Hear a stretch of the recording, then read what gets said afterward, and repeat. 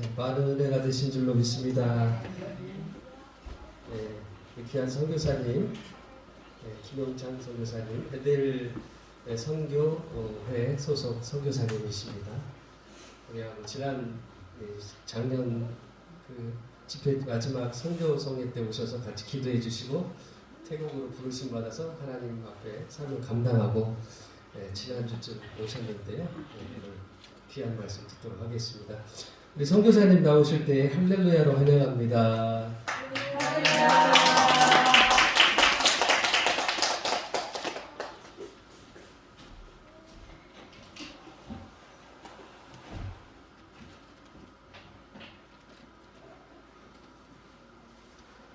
안녕하세요. 김용찬 선교사입니다.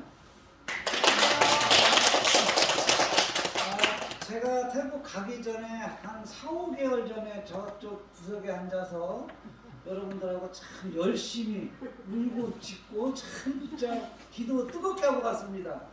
그 영적으로 큰 힘이 돼서 진짜 두려움 없이 하나님 부르신 대로 태국 사역지에 가서 참 전 지역에 한 20교회를 한번 돌아본 것 같아요. 그래서 이제 오늘 제가 그쪽 지역에 가서 참 그 하나님 말씀 중에 아까 우리 신명기 7장 9절 한번 다시 한번 볼게요. 이 말이 참 너무나 그 우리 성경 말씀 중에서 와 닿았어요. 제가 그래서 제가 한번 봉독을 해볼게요. 그런즉 너희는 알라 오직 내 하나님 여호와는 하나님이시요 신실하신 하나님이시라. 그를 사랑하고 그의 계명을 지키는 자에게는 천대까지 그의 언약을 이행하시며 인애를 베푸시니라. 그 사실은 이제 사역지에 가보니까 일단은 뭐 한 5시 정도만 되면 뭐 할 게 없어요. 일단은 뭐 그렇다고 뭐 테레비가 있는 것도 아니고 그렇다고 무슨 뭐 와이파이가 잘 터져서 뭐 휴대폰을 볼 수 있는 것도 아니고 그냥 성경 구절만 가지고 그냥 오직 그냥 기도할 뿐이더라고요. 그런데 그동안 이제 제가 뒤늦게 이제 이 선교사 소명을 받았는데 나이가 60이 다 돼서 선교사 소명을 받고 보니까 그때 당시에 이제 우리 성도님들도 다 성령 받고 역사하고 진짜 이 뜨거운 마음으로 제가 갈 적에 제가 지하철이 팻말만 안 들었지 거의 그 뜨거움은 이루 말할 수가 없었어요. 그래 어떤 분들이 나도 옛날에 다 그랬어. 너만 그러는 거 아니야.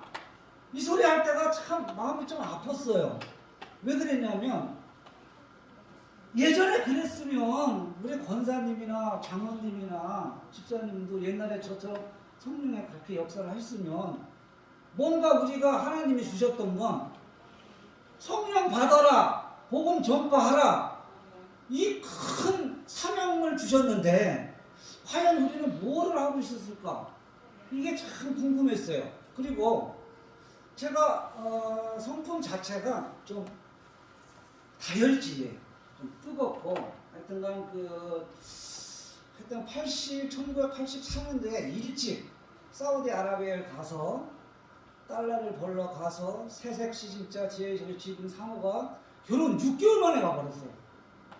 그러니 그때 당시에는 김포공항에서 비행기가 떴는데 저희 김찬환 권사님하고 저희 사모 이선화 사모가 김포공항에 딱 와서 저를 사우디를 보내는데 그 눈물을 그렇게 떨어뜨리더라고요. 저희 아내가. 그래서 제가 할 말이 없었어요. 근데 제 그때 성격에는 왜 그랬냐면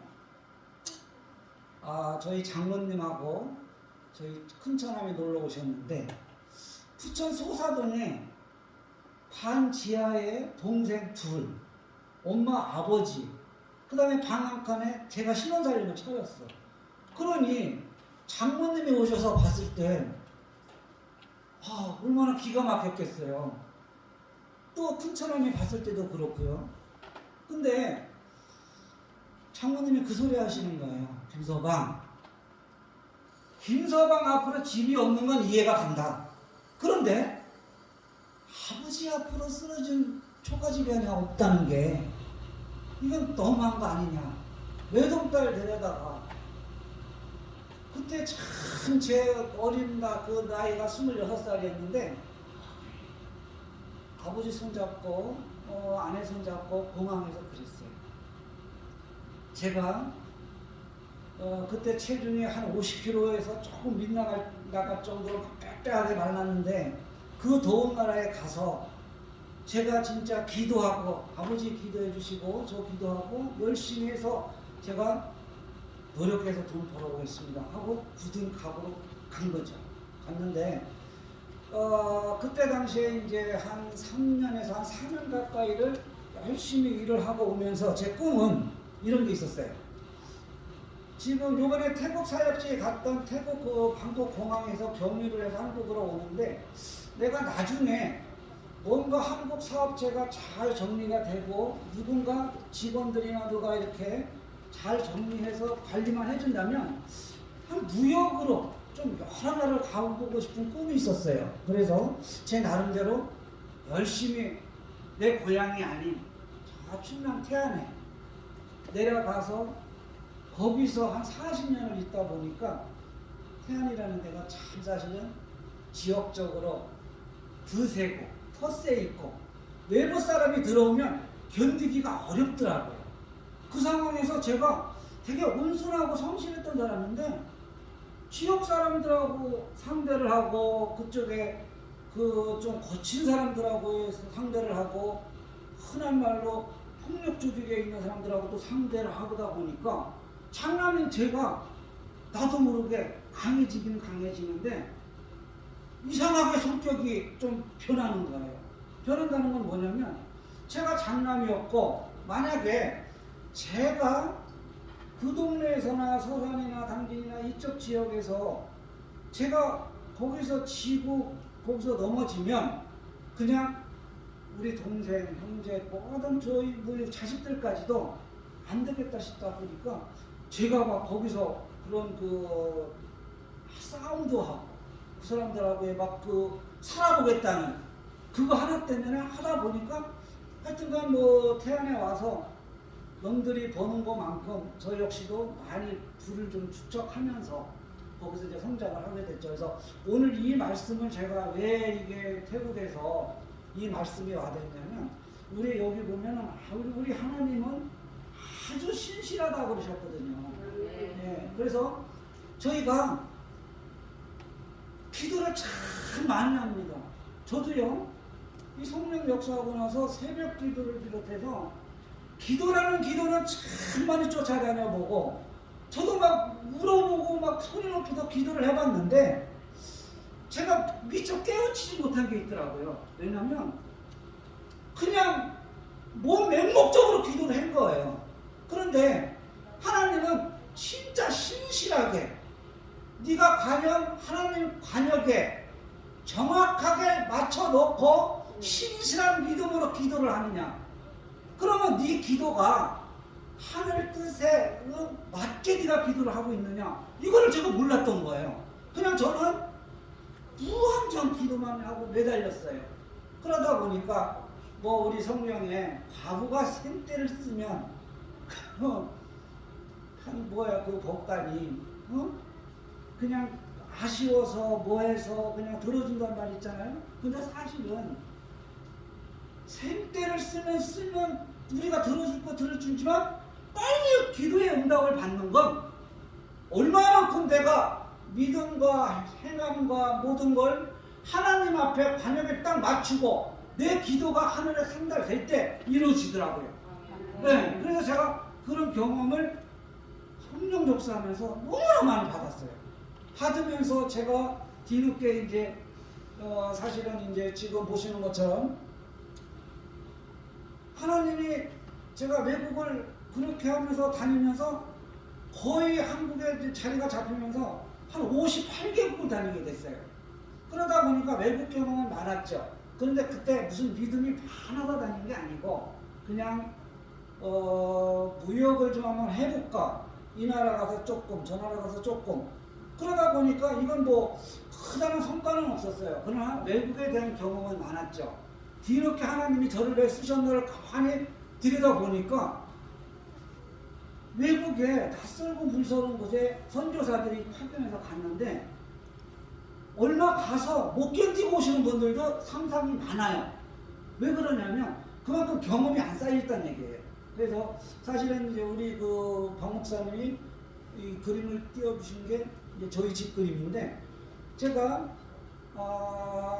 하나님의 진짜 그 큰 감사함으로 집을 이렇게 제가 그쪽에 지면서 전원주택도 좀 짓고 그러면서 하나님이 계속 축복을 해주셨어요. 그런데 사실 이 집을 짓기까지에 아까 여기에 보면 또 우리 신명기 거기에 보면 천대의 언약에서 천대까지 그의 언약을 이행하시며 인내를 베푸신다고 했어요. 하나님이. 그래서 저는 천대까지는 아니더라도 저희 할머니가 제가 장손이었는데 제 손을 이렇게 끌고 새벽 예배당에 가서 예배를 드리는 모습을 요만 꼬마일 때 제가 보고 자랐어요.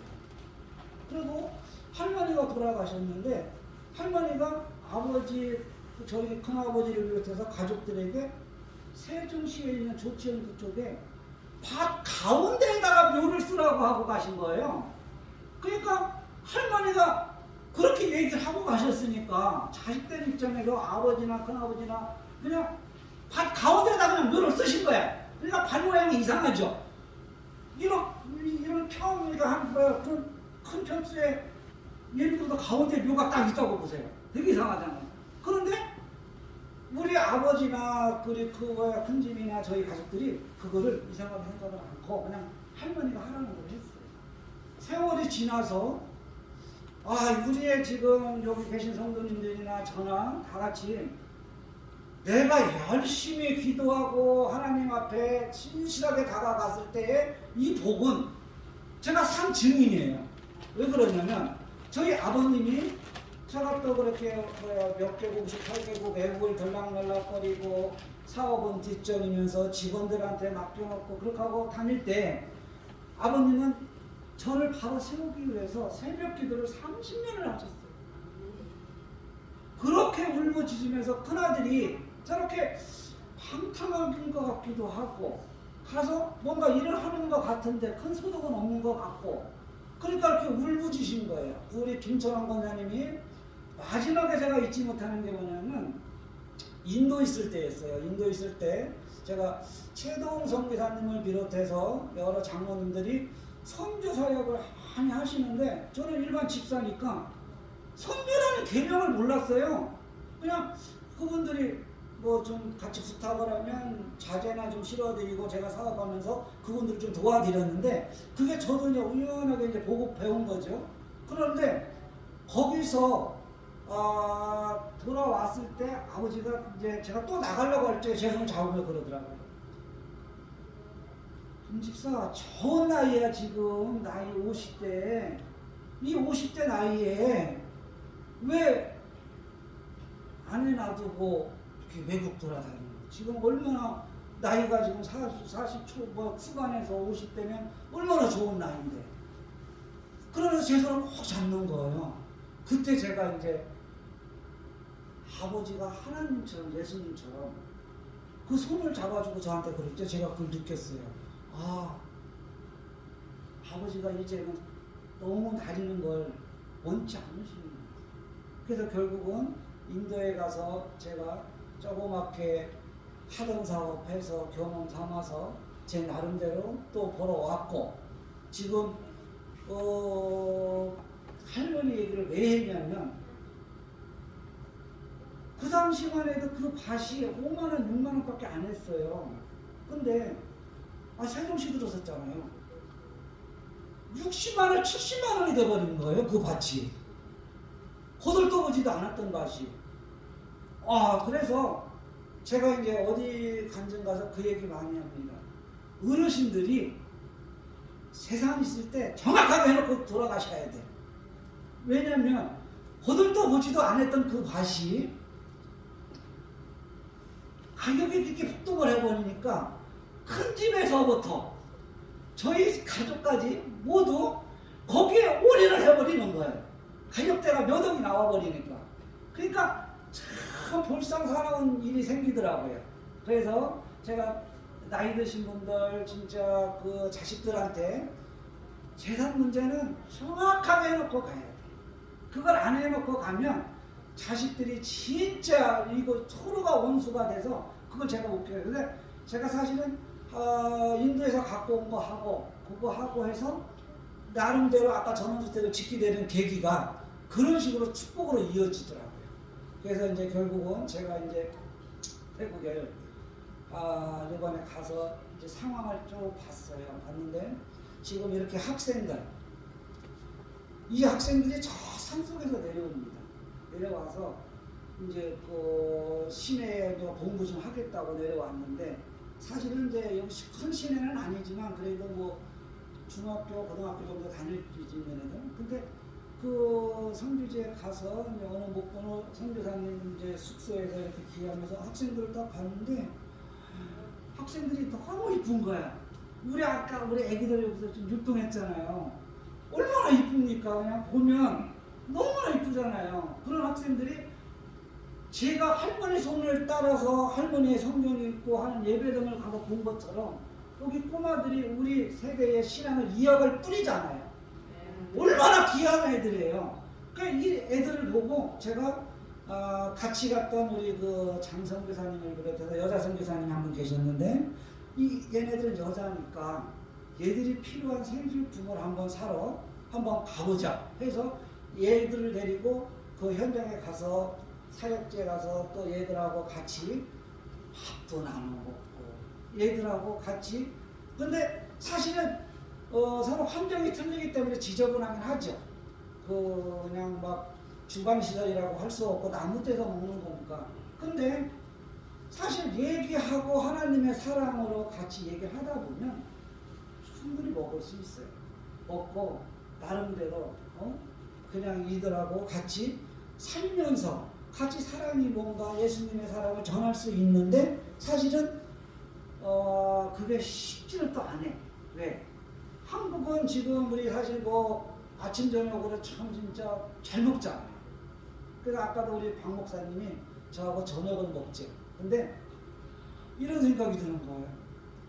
한국서 너무 잘 먹으니까 뭐 한두 끼 정도 좀 굶어도 될 것 같아. 왜? 그동안 우리 잘 먹었잖아요. 지금도 잘 먹지만은. 근데 얘네들 그 현지에 있는 우리 이런 고아들이나 이런 학생들 보면 내가 조금 더 있는 거 자비량으로 가져간 돈, 후원해서 오는 돈, 얘들 학비나 뭐나 해서 제 나름대로 참 이렇게 하나님 앞에 드리니까 얘들도 힘을 얻고 저희도 사람 속에서 성교한 보람도 있고 그래서 여기서 학생들하고 이렇게 지냈고 제가 이제 제일 힘있게 갔던 게 김교환 이제 넘겨주시고요.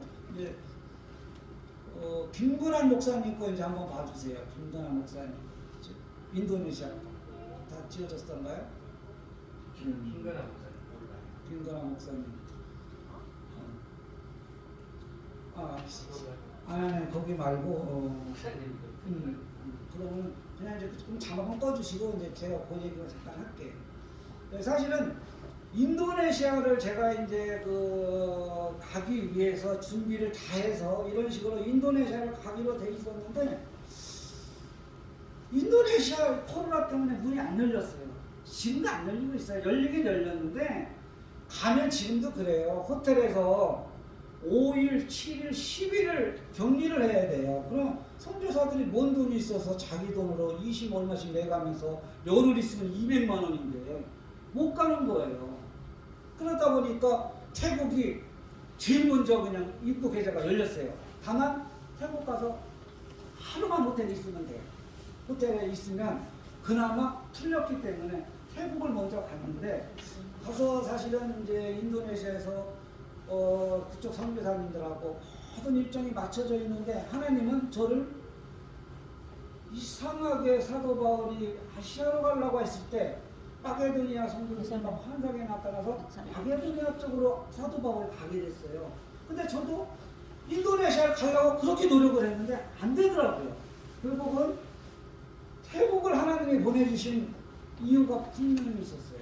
그래서 제가 이쪽에 이제 사역을 학생들하고 하다가 제 나름대로 기도를 많이 하는 중에 옛날에 우리 지금 박 목사님이나 이런 시골 교회에 우리 충남 태안의 조그만 우리 교회에 사람이 성도가 20명에서 30명, 많을 때 한 60명 정도.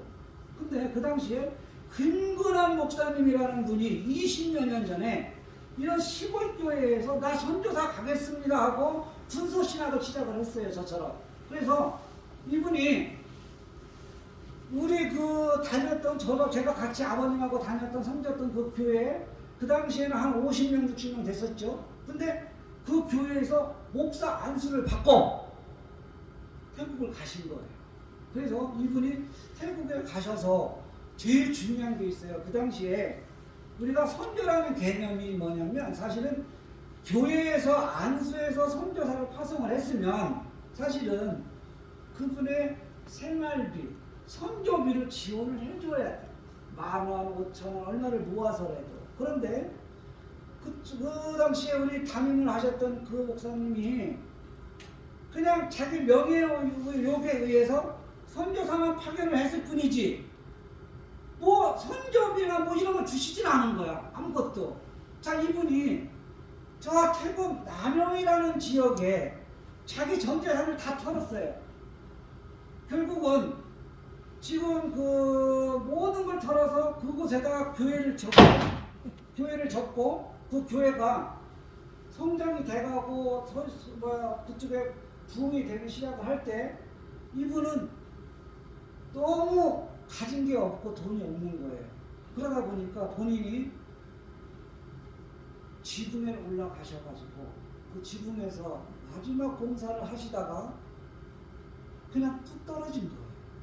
근데 그 당시에는 20년 전에는요, 한국교회가 부흥이 많이 됐기 때문에 지금 20년 전, 30년 전 지금 목사님들과 사역자님들은 물질 참 풍부하게 사역들 하셨습니다.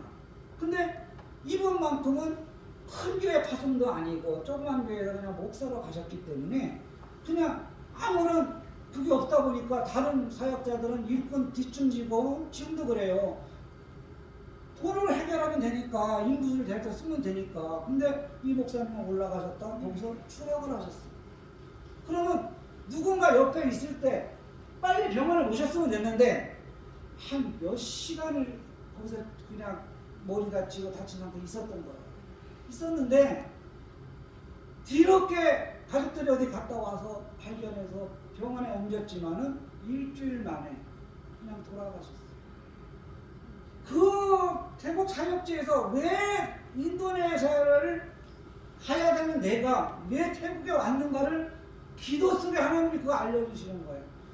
네가 그래서 여기로 온 거지. 네가 지금 여기 학생들 사역하고 학생들 숙소 개선해주고 학생들 해주는 거 다 좋고 사랑하는 거 좋지만 너를 여기 보낸 거는 너랑 같이 몸담았던 그 김근환 목사님 교회를 네가 찾아가서 보고 그걸 네가 그대로 복음을 전파하는 계기를 가지라는 기도였는데 저는 그것도 모르고 그냥 어느 선교사님 거기서 그 사역에만 하고 있었죠. 결국은 제가 물어서 이성호 선교사님이라고 하는 수배 선교사님을 만나서 부탁을 드렸어요. 제가 김근환 선교사님을 찾아가려고 합니다. 도움을 좀 주실 수 있을까요? 그분이 깜짝 놀라는 거예요. 김근환 선교사님은 어떻게 하세요? 그래서 제가 그랬어요. 예전에 20몇 년 전에 저랑 같이 함께 교회를 다니셨던 목사님이셨어요. 한 6, 7개월 됐을 거예요. 저랑 같이 생활한 거니까. 그 선교사님 아시는 거야. 그래서 어떻게 아세요? 20여 년 전에 그 지붕에서 추락을 하셨는데 태국 전역에 크리스찬들, 한국 그 선교사님들, 목사님들이 다 참석을 했다는 거예요. 왜 그러냐면 그 당시에도 한 100여 명의 그 선교사님들하고 20여 년 전에 그 이제 태국에 막 선교가 전해지면서 태국의 그 목사님들, 현지 목사님들 해가지고 완전 그 목사님이 돈 없이 지붕에서 떨어졌다는 순교 소식은 엄청나게 크리스찬들한테 이 가슴에 새겨진 거예요. 그래서 그 이성호 선교사님이 그걸 아시는 거예요. 그래서 너무 반가워서 저를 거기 좀 모셔다 주시면, 저를 데려다 주시면 제가 거기를 찾아뵙고 예전에 우리 다녔던 그 조그맸던 교인들하고 그분들하고 옛날 그 순교하신 모습을 내가 다시 전해주러 온 거니까 좀 부탁을 했어요. 그래서 그 나일쌤을 들어가서 요 테두리 들어가는데 좌측에 묘비가 하나 딱 있어요. 사진이 딱 있는데 그분의 사진을 보는 순간 제가 엉엉 울어버렸어요. 주님, 이제 왔습니다.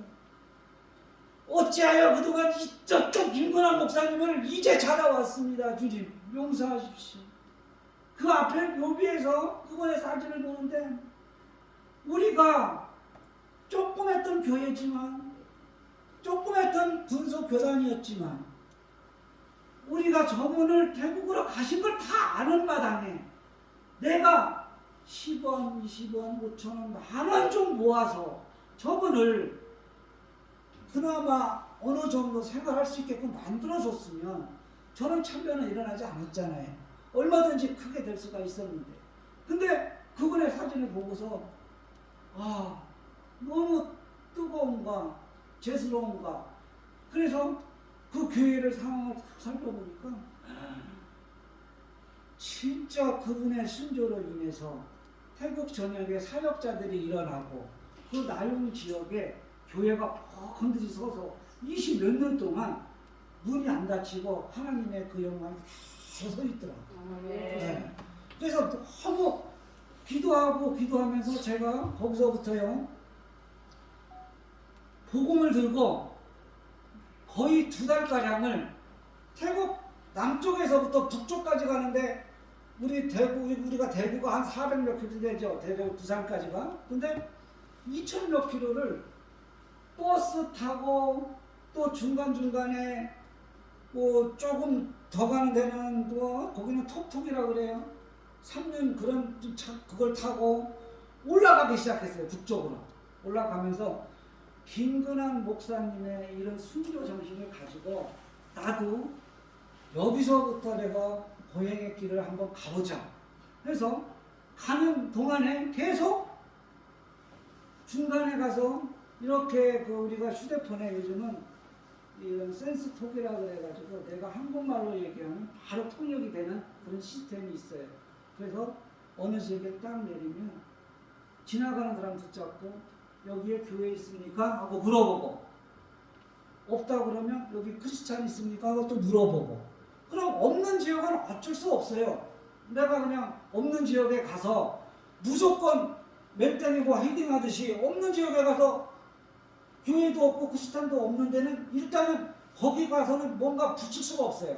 왜냐하면 일단 교회가 세워지고 크리스찬이 한두 명이라도 있고 그러면 뭔가 그들을 통해서 영역을 확장을 할 수는 있는데 아무도 없는 쪽에서는 조금 어렵더라고요. 그래서 2번, 3번을 시도하다 기도하니까 하나님은 그런 방법이 아니고 일단 현지 교회를 찾아라.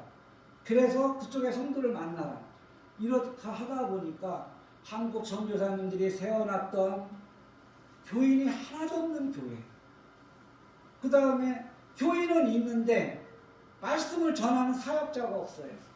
그 다음에 또 올라가다 보면 또 한국 선교사님들도 만나고 그러면서 저 북쪽까지 올라오는데 사실은 이렇게 기도원이나 교회처럼 이렇게 푹신푹신하면 잠이라도 자긴 좋죠. 동남아는 다 타일 아닙니까? 타일.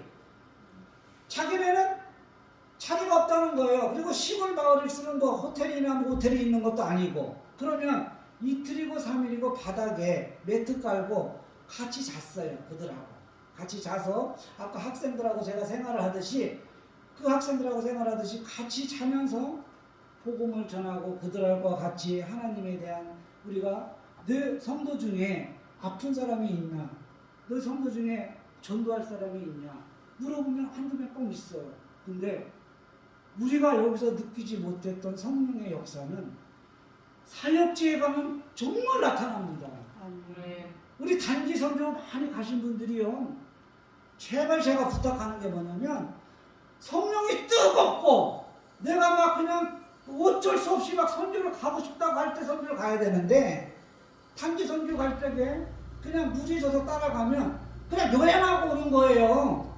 그냥 가서 교회 가서 찬송 몇 번 불러주고 그냥 무용 몇 번 해주고 이거밖에 안 돼요. 근데 뜨거운 성령의 역사를 받고 가게 되면 저처럼 똑같이 거기서 무릎이 퉁퉁 부은 그런 분을 만났는데 얼마나 간절하게 울고 예수의 보혈의 피로서 이걸 낫게 해달라고 기도를 했는데, 그 다음날 전 찾아왔어요.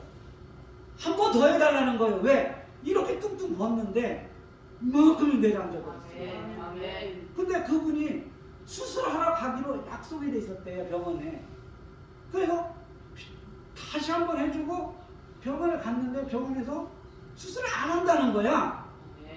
그래서 야, 나는 그냥 평신도 선교사로서 진짜 내가 성령 뜨거움은 있었지만 성령의 그 사역지에서 그런 식의 기적이 일어난다는 건 저도 그렇게 체험을 하서 크게 내가 놀랬고, 하나님 앞에 와, 이래서 우리가 뜨거운 성령의 역사를 가지고 선교지를 가고 사역지에서 내가 뜨겁게 해야 된다는 걸 아주 제가 느끼고 왔습니다. 그래서 이제 말씀을 정리할게요. 뭐 사실은 제가 뭐 크게 발주명이 있는 것도 아니고 그냥 제 나름대로 있었던 거 간증거리 그냥 얘기하라고 온 거기 때문에, 다음에 제가 또 정리가 되면 아마 여기 기도원을 찾아오려고 그래요.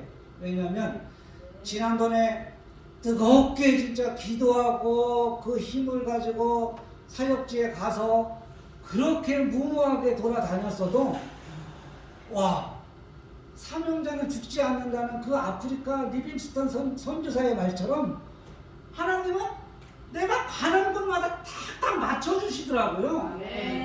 그걸 맞춰준다는 게 뭘 얘기를 하냐면, 어느 지역에 갔어요. 갔는데 교회가 어디냐고 물어봤을 때 다른 사람들은 모르는데 엉뚱한 사람이 교회를 알아요. 그럼 그 사람하고 계속 갔어요. 가면 거기서 3일이든 4일이든 지내면서 뭔가 꼭 할 일이 생겨요. 그럼 그걸 마감을 하고 버스 타고 또 가면 거기에 맞춰서 또 해결을 해주시고.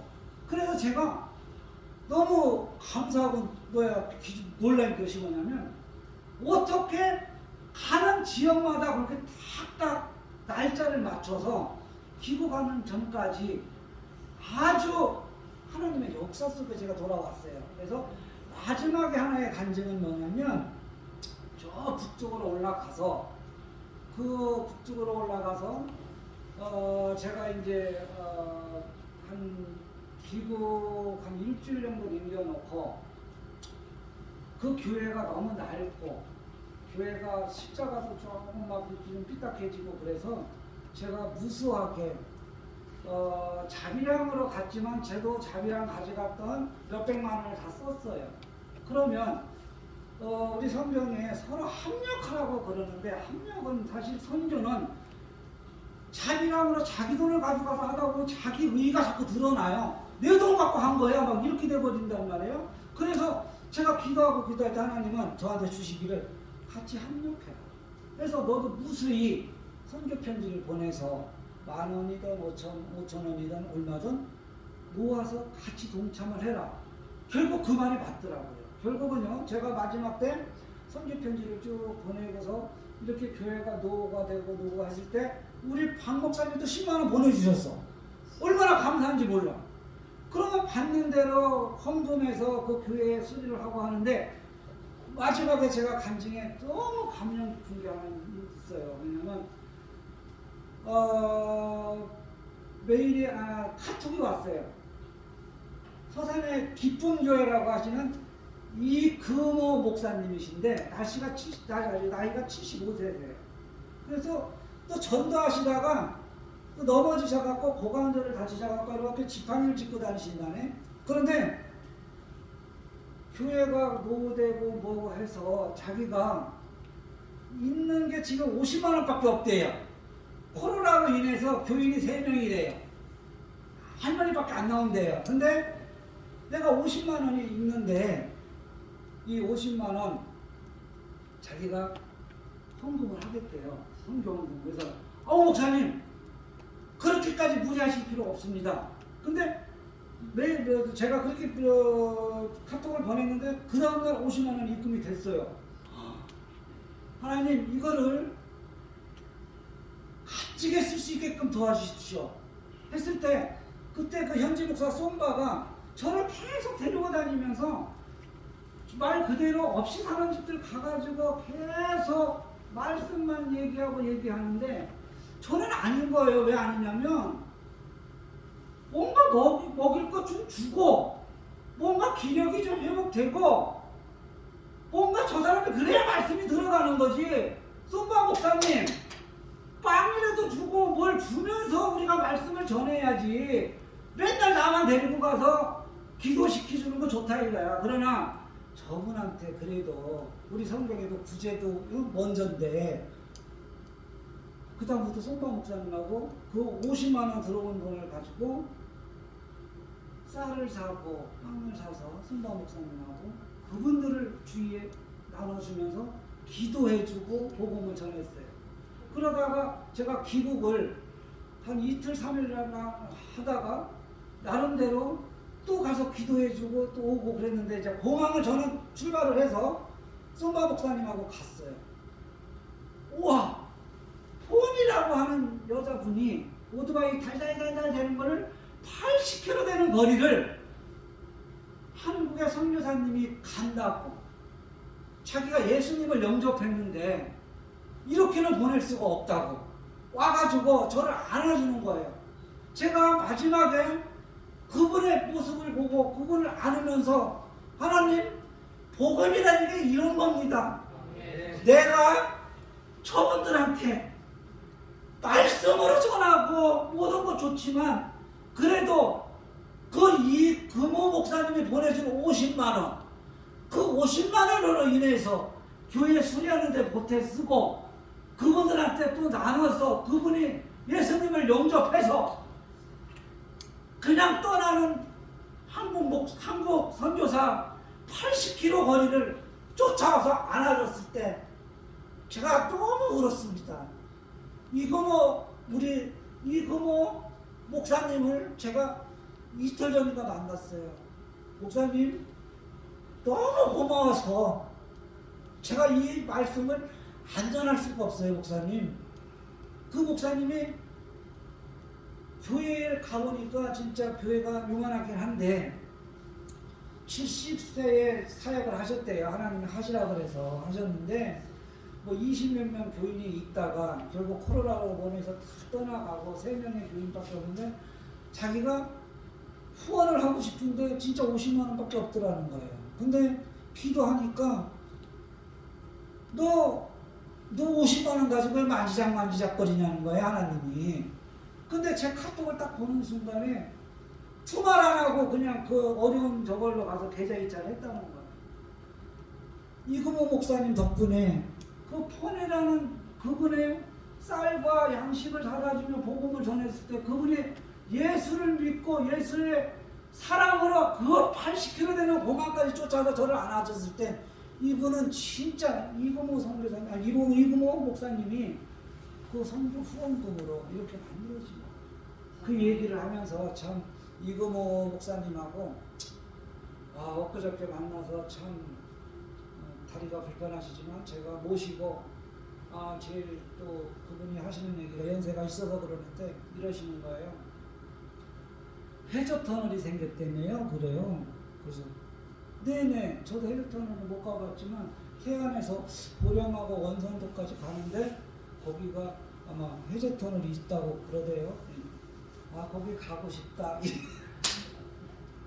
그래서 제가 태안에서 보령까지 해저터널 가려면 멀어요. 가요 목사님. 왜? 목사님 때문에 그렇게 복음이 전파돼서 그 성도가 또 복음의 씨앗이 퍼지는데 제가 목사님 해저터널 못 보여드려요?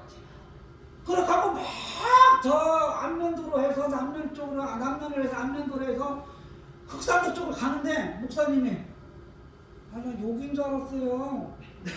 해저터널이. 그래서 아니에요, 여기 좀 멀어요. 근데 또 하나 재밌는 건 뭐냐면 그 목사님이 제주도를 가서 해저를 했어요. 우리 제주도 가면 배가 싹 가라앉아갖고 물고기가 막 지나다니는 게 보이잖아요. 그리고 우리 이광호 목사님이 해저터널 그러니까 차가 지나가면 바다가 다 보이는 줄 알았던 거야. 그래서 딱 속으로 들어가니까 실망하시는 거야. 아니 왜 이게 바다가 안 나오네요. 그래서 내가 목사님 해저터널은 바다 밑에 파는 거기 때문에 그게 안 보여요. 그러니까 나는 제주도에서 그걸 봐가지고 그건 줄 알았다는 거야. 그래서 그분을 모시고 대천까지 갔다가 휴게소를 들려서 맛있는 밥을 먹고 그분의 자택을 모셔다 드리면서 우리 이건모 목사님처럼 그 선교에 우리가 기도하고 뭐 했을 때 간단하게 기도 편지가 누가 왔을 때 그냥 귀찮아하지 말고 한번 읽어보자는 거죠. 읽어봤을 때 거기에 내가 기도 한번 했을 때 응답이 되면 5,000원이든 10,000원이든 선교 편지 보냈을 때 선교사는 그 나라 가서 먹고 입고 내 나라 내 땅이 아니기 때문에 참 어렵습니다. 그러나 사명을 주신 거기 때문에 두려움 없이 하는 거예요. 그래서 저는 이제 아프리카를 이번에 다시 갑니다. 하나님이 이쪽에 복음의 열매가 어느 정도 됐으니까 이번에 아프리카를 저를 보내세요. 그래서 제가 자비량이다 보니까 저도 이제 3월 7일서부터 제가 제 차에다가 또 연장 공고 다 싣고 돈을 벌어요. 그래서 제가 자비량으로 간다고 하다 보니까 이거 목사님이 그 얘기를 하더라고요. 50만 원 보칠 때 사실 갈등을 했어요. 그러는 거예요.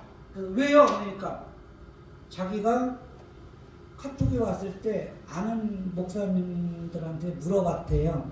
김영장 선교사 어떤 분이세요? 그러니까 그분 부자입니다. 자비량으로 짐 몇 채 팔아가지고 큰 부자입니다. 그렇게 얘기하시더라는 거예요. 그런데 이금호 선교사님은 기도하는데 그분의 자비량이긴 하지만 뭔가 부족한 게 있다는 걸 느꼈다는 거예요. 근데 사업하는 사람들 입장이나 모든 사업장은 사실은 은행 대출 안 갖다 쓸래? 안 갖다 쓸 수 없어요. 저 역시도 1억 7천이 남아있어요. 왜? 전원주택을 제값에 팔았으면 정상적으로 다 그게 해결이 됐지만 하나님 선교를 나가기 위해서 하나님한테 제가 신실하게 울부짖었어요. 하나님, 전원주택을 좀 싸게 내놓더라도 팔리기만 해주십시오. 왜? 전세를 4, 5년을 놓기 시작하니까 집이 다 망가지기 시작하는 거예요. 막 여기저기 막 다 뜯기고 못질해대고 이러다가는 집을 영영 못 팔겠어요. 하나님이 선교 나간다고 제가 오직 신실하게 하나님 관약에 맞춰서 하나님 보내주신 선교 나갑니다. 집을 팔아주셔야 나갈 거 아닙니까? 하나님. 오직 그 기도로 울부짖었을 때 하나님이 기적을 일으켜 주시는데 A동은 유충만 목사님, B동은 정태라고 하시는 성도님, 어머님이 권사님 이런 분들이 오셔서 2달 만에 해결이 되어버렸어요. 그러니까 바로 제가 여기 와서 기도하고 선교를 갈 수 있었던 거예요. 그것처럼 하나님 우리 은혜는 사실 내가 받은 거 하나하나 감사한 거 따져보면 그게 다 내가 진짜 성령으로 역사해서 우리가 다 같이 일어날 수 있어야 되는 건데 사실 너무나 뜨겁지도 않고 차갑지도 않고 이런 현실에서 제가 암만 이렇게 울부짖으면 아까 내가 말씀드렸잖아요. 나도 옛날에 다 그랬어. 너처럼 뜨거웠어. 이런 소리 하면 제가 억장이 무너져요. 그러니까 우리는 지금 여기 계신 이렇게 기도원에 오신 우리 성도님들 진짜 축복하는 거는 목요일날 이렇게 모여서 기도하고 이렇게 서로 말씀 나누고 이게 진짜 하나님의 큰 축복입니다. 네. 그래서 아까 얘기했던 거 우리가 지금 신명기 7장 우리 9절 이 말씀이 기도를 우리가 진짜 신실하게 해야 기도가 들어진다는 거죠. 그냥 내가 울고짖고 땡깡 부리고 막 하는 건 말 그대로 물 떠놓고서 그냥 기도하는 거랑 똑같은 거잖아요. 그러나 내가 하나님 신실하게 하나님하고 1대1로 대화하고 기도할 적에 내 믿음 생활이 진짜 신실해야 된다는 거죠. 왜? 행실이 똑같아야 되거든요. 근데 새벽 기도 나오는 권사님들, 장로님들 변함이 없어. 기도는 열심히 해. 그러나 탐심으로 가득 차서 새벽에 나와서 울부짖지만 밖에 나가면 내가 신실하게 예수님처럼 사랑을 전하고 누굴 만나면 전도하고 싶어서 막 얘기를 해야 되는데 이제 부끄러워서 못하겠대. 아니 이거는 기도만 내가 할 뿐인 거지 하나님하고의 나는 초점을 맞추는 게 아니야. 이러면 기도는 안 들어지는 거예요. 그렇잖아요. 내가 행함과 순종과 내가 그걸 맞춰가면서 기도가 신실해져야 되는데 그게 안 되다 보니까 그러더라고요. 그러니까 내가 응답받고 하는 부분을 거기서 신실함을 느꼈고 아까 또 얘기한 것처럼 할머니를 대해서 아버지 대해서 나이가 60이 먹어서 이제 65살인데 이제서 뭘 선교사를 한다고 막 하던 거 다 수습시켜 놓고 나가서 그걸 하냐고요. 그러면 지금 사업체를 운영하는 저희 사무 입장에서는 업장이 무너지는 거예요. 왜?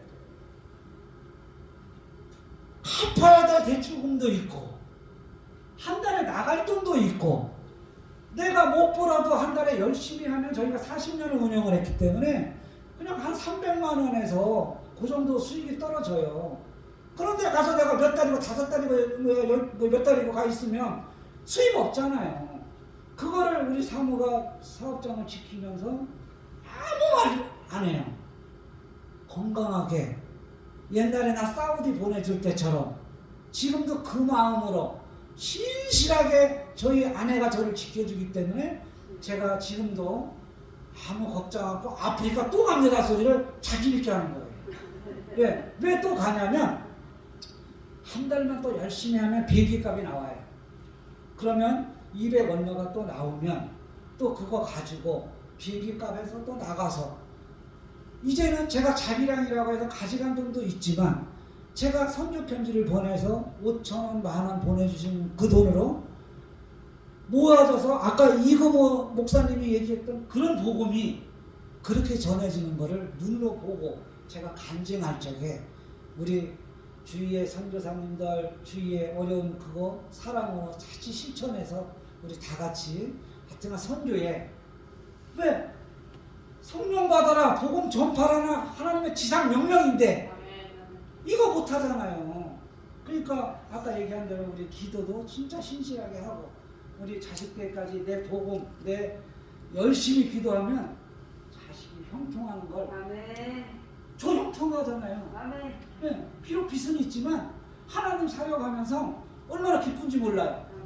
네, 저는 비즈니스를 했던 사람이라 외국에 어느 데를 가면 뭔가 하나님이 아이디어를 주셔갖고 일을 할 것 같아요. 그래서 마지막에 인도에 가서 하나님이 또 그런 명찰을 주셨어요. 인도의 여자들은 사원 가서 죄를 지낼 때 머리를 홀랑 다 깎아버려요. 그러면 이게 쓰레기처럼 버려져요. 머리가 긴 머리가 그걸 댕기머리라 그래요. 제가요 하나님께 기도하고 그걸 찾아냈어요. 하나님 저 머리카락을 주워서 깨끗이 닦아서 중국에 있는 가발 공장에 수출을 했어요. 제가 그런 비즈니스에 눈이 있기 때문에 하나님은 1억 7천 아무 걱정하지 말라는 거예요. 너 인도에서 내가 너 눈뜨게 해준 것처럼 네가 이 나라 저 나라 다니다 보면 너는 할 수 있어. 그러니까 걱정하지 말라는데 제가 뭔가 두려움이 있어서 안 나가고 여기서 그냥 주저앉고 있겠어요. 그래서 기도 많이 해주시고 하여튼간 제가 떠날 때 또 여기 옆에 앉아서 저 아프리카 갑니다 하고 우리 성도님들한테 보고 드리고 가겠습니다. 자, 기도하겠습니다.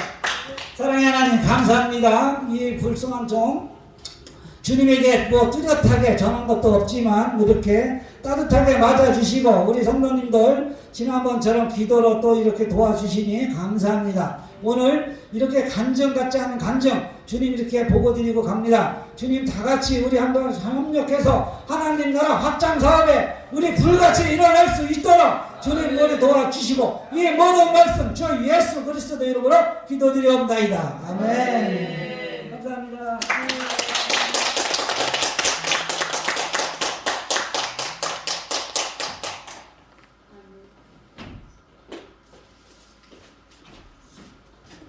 할렐루야. 은혜가 되신 줄로 믿습니다. 아까 10만원 얘기했죠? 제가 한 게 아니고 여기 헌금 나온 거 이제 파일거 그냥 다 드려버리시면